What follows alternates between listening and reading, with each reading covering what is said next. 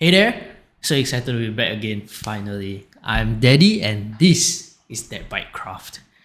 So, I've been busy with daily life commitments as well as other channels that I kinda neglected this a little bit.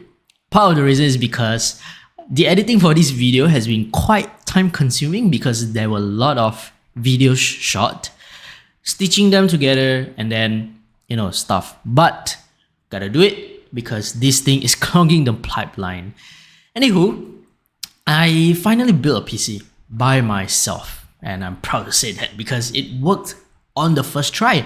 When you first just got started, there was no sponsorships, no one to help because, especially in Singapore, these things are just not so popular. And watching all those big channels like Linus Tech Tips, Jay's 2 cents also won't help in a sense that they just make you crave for more PC buildings.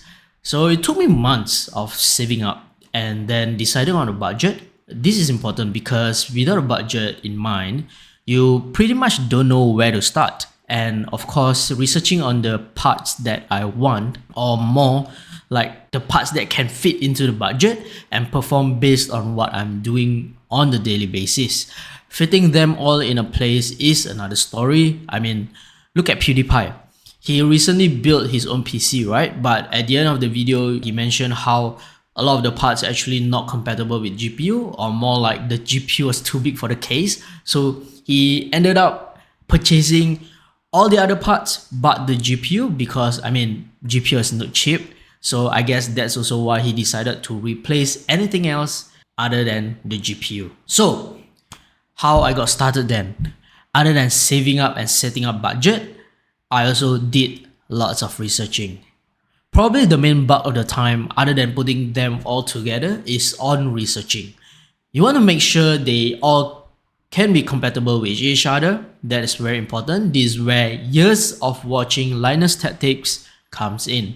And the very least, you should be aware what parts are latest and stuff.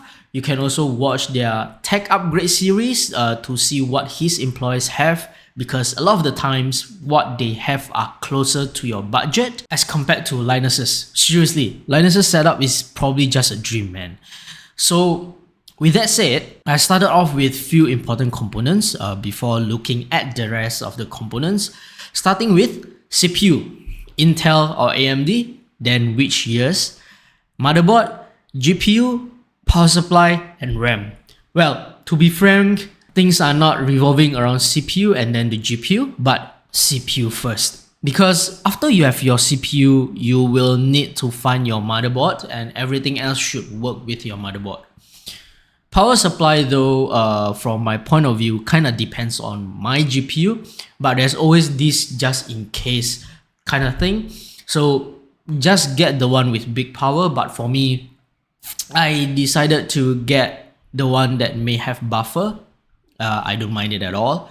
So I do have my own criteria too when choosing parts. The PC needs to survive long term, like minimum of 5 years preferably, and can be upgraded without having to throw away other components due to incompatibility. So yeah, it is important to name all your purposes before you plunge yourself into PC building. Now, what are the parts that you need?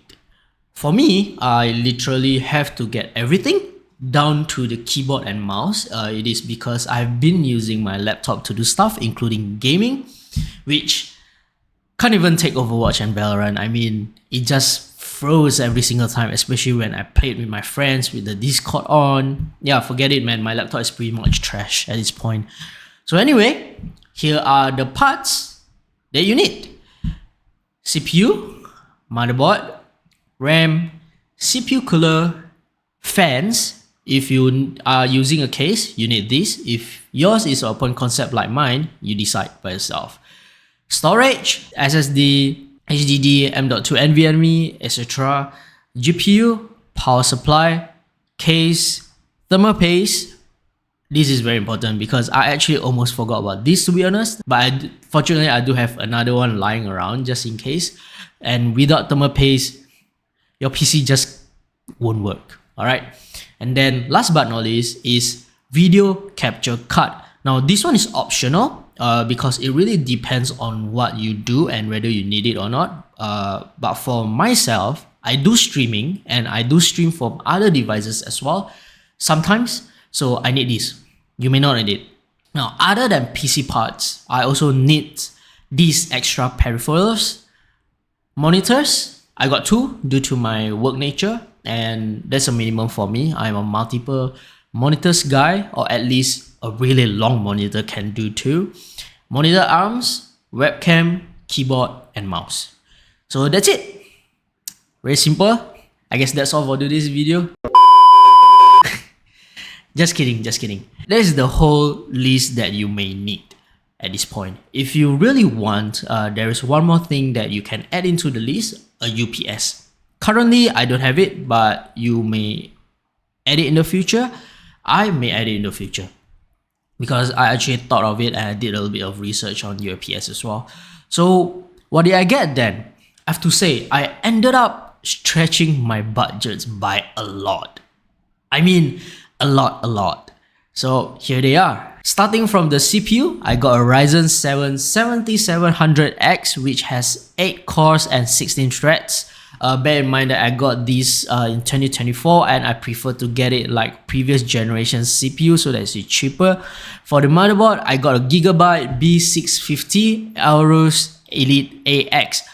Now, I know this may be overkill, but I decided that this is fine. I don't mind it at all. RAM, I got two sets of 16GB Crucial Pro DDR5 6000 CL36. CPU cooler, I got a Thermalright Assassin X. For storage, I got a Kingston NV2 TB SSD and a Seagate Barracuda 2 TB HDD. GPU, MSI Gaming X RTX 4060 Ti.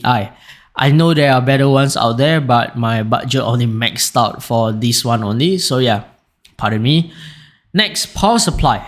I got an EVGA Supernova 1000 watt 80 plus platinum. Yes, the one that I don't mind getting more. For my case, I got a test bench open frame type because I like it open concept. I don't like an enclosed case. So that also means I don't need fans, although I was considering Linus initially. In the future though, I may consider getting an enclosed case type, but not for now. Alright, for the thermal paste, I got an Arctic MX4, seems to be a premium thermal paste. I mean, after you have spent a lot of money for your parts, you better treat them with premium. So yeah, video capture card, I got the AverMedia Live Gamer Duo. Why the two holes? Just in case next time I use a camera, because currently I'm using a webcam. You know, kind of long-term kind of thing. Alright, moving on to the peripherals. For my monitors, I got an X270 Pro, which is slightly curved type, mainly for my video editing, coloring stuff, and gaming. And the other monitor is a W270 Pro, which is mainly for my coding stuff. For my monitor arms, I got a Vivo dual monitor arm, but at the end, I decided to do without it. So yeah, this is one of the optional things that you can actually do without to save a little bit of money. Next is the webcam. I got the typical Logitech C922, nothing special here, then a keyboard and a mouse. I may do a short video for this next time because for my keyboard, I got something that is out of the norm. Especially assembling time. Here are the steps for my situation. Very simple. Assembling the open case. As you can see, they came in pieces, so we gotta assemble it before we can mount the motherboard on it. But of course, that is not what we do. Next, immediately after this one, it is because we gotta assemble some parts onto the motherboard first before we mount the motherboard to the case. So secondly, for the motherboard, we focus on putting on the CPU first with thermal paste, of course, and then the CPU cooler plus fans. So here is how the CPU cooler block looks like, but of course there is bound to be some mistakes. For this case, after applying the thermal paste, I put it on wrongly, that I had to take it out again, clean the paste up, did a repaste, and then putting it back on. Now, next one, thirdly, once that's all done, next is to put the half-built motherboard on the case. Well, for your case, if you got a normal case, then it is time to put the half-built motherboard in the case. The fourth step. Next is putting on the GPU. This is exciting. As you see, as I did the unboxing, it just felt surreal and premium in terms of the feel, which it is actually. So making sure that it is compatible and it works is very important. Next then, I put on the video capture card after the GPU, because I want to make sure that there's a slot for my GPU to slot in first and then the video capture card. Although before I purchase all the parts, I've already checked that the motherboard has enough PCIe slots for both my GPU and my video capture card. For video capture card though, initially I was a little bit confused because if you look at its PCIe connector, it is shorter, while my motherboard provides the full-blown long PCIe slots. So initially I thought it won't work, but it lit up in the end. So I guess all is good. And of course, it's detected by my OBS as well. Now, the fifth step, which is last but not least, I put on the power supply and the cables. Now, as much as the steps seems simple, it wasn't. Trust me, I had no idea which cable is for which. The instruction guides also suck. No wonder the pros always say just throw them away because they are of no help. And yeah, I had to do googling a lot. So yeah, connecting the cables were another nightmare. I guess this would probably be another challenge for all the beginner PC builders out there. I mean, just look at PewDiePie. He even got the fans upside down, you get what I mean? So yeah, it's never an easy task. At this point, it already took like a whole day. Fortunately though, it turned on the first try. Like, come on, that's one hurdle to overcome, right? But more to come, trust me. With the hardware done, we still have the software to tackle, starting from the BIOS, and then OS itself, and of course, all the drivers. It is because after my PC turned on, there's this light from the VGA that lit up. It took me some time to restart and reboot because I was like, you know, let's just restart it and make sure that there's no sound, there's no beep, and you know, the display is still displaying fine, right? And yes, it's still there. The light is still there, but there was no sound, no beep, nothing. The display is still displaying fine. So I decided to move on then with the BIOS settings first, since the display looked fine, meaning the GPU should be fine, right? Because when the VGA lights up, that means there must be something wrong with the GPU in a sense. Because the GPU is the one that connects your, you know, the HDMI cable, VGA cable to your monitors, right? But for my case, everything seems fine. So I just move on with it first.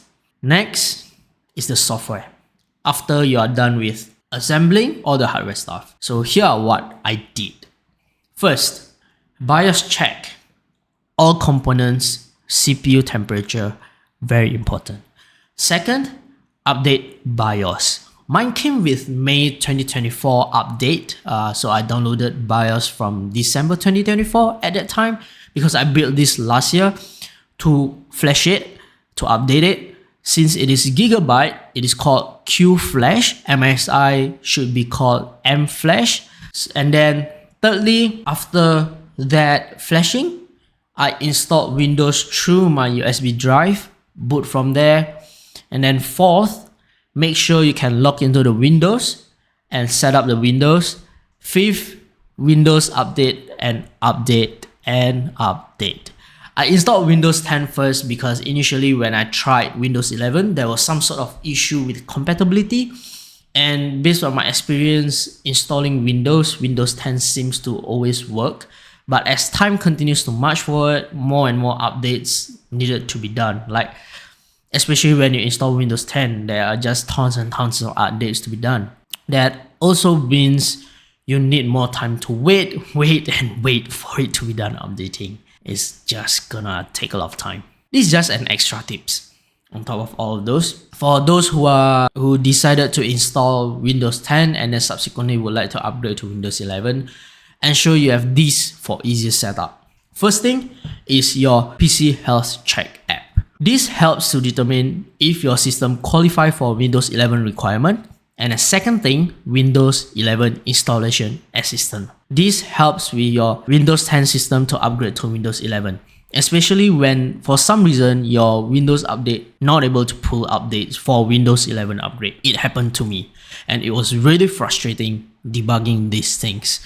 So yeah, also for Windows 11 installation assistant to work, it requires you to run the first one, which is the PC health check app, to ensure you have actually passed it. Yes, I don't know why, but it was so particular that it requires that. Alright, so at the end of the day, one thing blocked me from upgrading to Windows 11. The TPM 2.0 was not enabled somewhat. I have no idea why. Like, I've kept checking the settings and stuff. The TPM was there, but it turns out it has been there all along. When I first started to turn on the system, and I have to reset the FTPM due to it being a new CPU. So yeah, this is the screenshot of it. And as you can see, all I need to do is just resetting the FTPM and that's it. Because it's a new CPU, so we need to reset it. After that, you should be able to boot up into Windows 11 and then more Windows updates. So next steps after BIOS and Windows updates, well, I would say it's pretty much the last big step after planning, purchasing, assembling, updating your system BIOS and stuff, and then last one is the software. Now, very important, not all drivers are automatically installed or even searched nor detected by Windows Update. Yeah, Windows Update is just not that perfect. And if you navigate to Device Manager, you can see some of them still have the yellow exclamation mark. Outrageous! Windows Update is not updating. But when you try to update your drivers, you will be brought back to Windows Update settings, which is pretty much useless at this point. So what to do? So on top of that, at this point, I had another grave issue, which is having my Wi-Fi icon still missing. Basically, it's not showing. And when I went to my network settings, there was only Ethernet there. This is not good. So for my motherboard, fortunately, I was looking around and I found this thing called Gigabyte Control Center, where you can install extra apps and drivers. So this was the solution to it. Remember to read the details though, because you will know which is for which, because there will be like quite a list of drivers to be installed, like, or rather recommended to you to install. So you can always read the details, make sure you install the right drivers and stuff. So I try to go through from this instead of going through the websites one by one, saving the hassle, because initially I actually went to the website one by one, but there was a lot of issue there as well, or rather very troublesome, because you need to search very specific components or parts in order to get the right drivers. But by having such tool like Gigabyte Control Center, it really saves you a lot, because the motherboard itself recommends you the right drivers to install directly through the center. So yeah, and after installing a bunch of suggested drivers from Gigabyte Control Center, the Wi-Fi icon is now there. Now I can connect wirelessly instead of using cable, which can be troublesome because currently I don't have a long internet cable lying around, although I do plan to make my own Ethernet cable because I do still need to revamp my Ethernet cables around the house as well, because after I moved in, I've not been able to do so. So the learning lesson here is always assume to use internet through LAN cable first. As for Wi-Fi, you need its driver. Just assume that. Alright, just assume that you always need a driver for your Wi-Fi to be enabled, and in order to download drivers, you need your LAN cable. So prepare one for it and bring your PC closer to your Ethernet socket if your Ethernet cable is not as long as mine. Alright, and then at this point, you are pretty much done with your system, your PC system in a sense. You are also done with the basic setup, basic config to your PC system. And at this point also, you can actually already start using your PC system, alright, as you intended. And on top of that, you can start adjusting your monitor refresh rate, resolutions, and also don't forget to update and install your GPU related drivers, This will be crucial though for everything else that you do, especially when you play games. Yeah, like me. And do appreciate the power of your GPU supporting them. I mean, in these days and age, oh man, the GPU is just so powerful, because I still remember when I was a kid, I don't remember the GPU was this powerful back then. The GPU these days, they are just amazing. Chef's kiss. In total, it took me about 14 hours end to end for all this process. First try. But I managed to make it run on my first try too, so yeah, that's